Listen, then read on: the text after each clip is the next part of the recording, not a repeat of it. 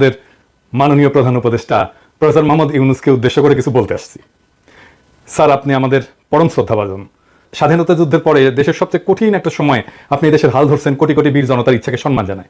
আপনার সাফল্য এই দেশের আপামর জনগণের সাফল্য। আমাদের প্রিয় মাতৃভূমি বাংলাদেশকে একটা স্বাধীন, সার্বভৌম এবং গণতান্ত্রিক রাষ্ট্র হিসেবে পুনঃপ্রতিষ্ঠিত করতে হলে আপনার সফল হওয়া ছাড়া আমাদের সামনে কিন্তু আর কোনো বিকল্প নাই স্যার।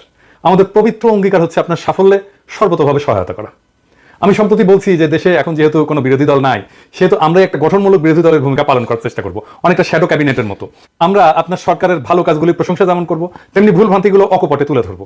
আশা করি আমাদের এই সমালোচনাকে ভুল না বুঝে ইতিবাচকভাবে নেবেন। এই কথাটা এইভাবে বলার দরকার ছিল না, কিন্তু বলতে সেই কারণে যে দুঃখজনক হলো সত্য, এই দেশে সমালোচনা সহ্য করার সংস্কৃতি এখনো তৈরি হয় নাই। আপনি এই ব্যাপারে পথ দেখাবেন বলে আশা করি।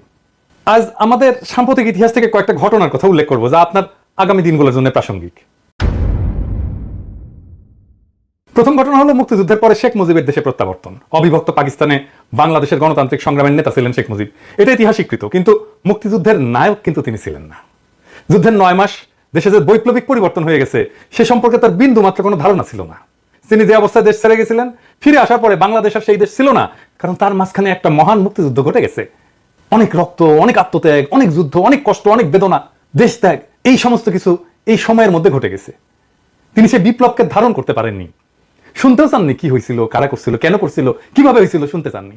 কারণ তিনি বিপ্লবকে ধারণ করতে চাননি, কারণ তাতে তার ভূমিকা ছিল না। ফলে তিনি চড়ে বসছিলেন উল্টো রথে, এবং এই উল্টো রথে চড়ে বসাটাই এদেশের মানুষের জন্য এমনকি তার জন্য করুণ ফলাফল বয়ে আনছিল। আমরা সবাই জানি, এটা একটা কঠিন সত্য। আপনি স্যার কিছু মনে করেন না, এটার সাথে আপনারও মিল আছে মুজিবের এই ঘটনার সাথে। আপনি কিন্তু আমাদের দ্বিতীয় মুক্তিযুদ্ধের নায়ক না, এর নায়ক আমাদের বীর ছাত্র জনতা।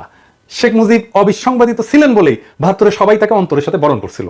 আপনি সর্বজন গ্রাহ্য বলেই দেশবাসী এবার আপনাকে চাইছে। আমরা আশা করব আপনি মুজিবের মতো ভুল করবেন না। আপনিও যখন বিপ্লব ঘটে আপনি দেশে নাই, আপনি প্যারিসে। আপনি আসছেন বিপ্লব বিজয়ের পরে। তাইলে আপনাকে এখন কি করতে হবে? আপনাকে করতে হবে আমাদের দ্বিতীয় স্বাধীনতার বৈপ্লবিক মর্ম আত্মস্থ করে পুরনো গুণে ধরা ব্যবস্থা ধ্বংসস্তূপের উপরে একটা প্রকৃত গণমুখী রাষ্ট্র ব্যবস্থা গঠনের দুরূহ কাজটার উদ্যোগ নেওয়া।